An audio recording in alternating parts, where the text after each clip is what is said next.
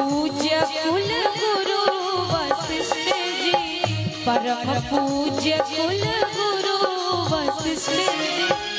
वेद उच्चारत पढ़ पढ़ के ओ जी, वेद उच्चारत पढ़ पढ़ के आज होत जनौआ कुंवर सबके, आज होत जनौआ ललना सबके।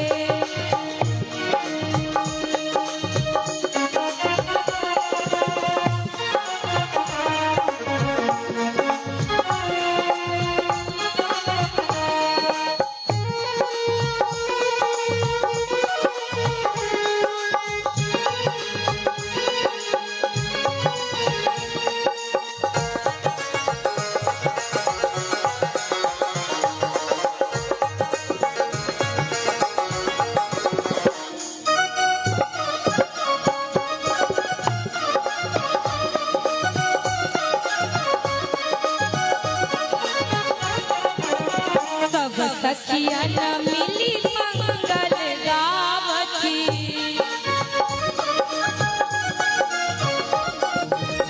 सब सखिया न मिली मंगल गावथी, सब सखिया न मिली मंगल गावथी।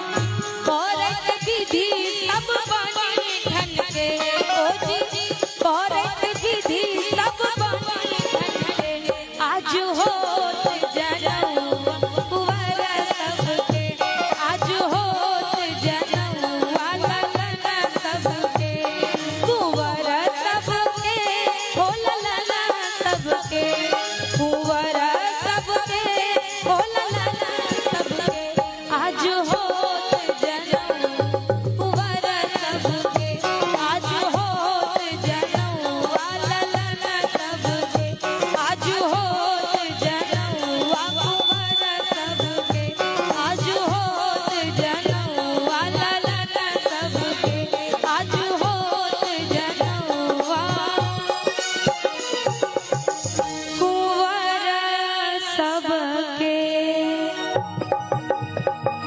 जय हो।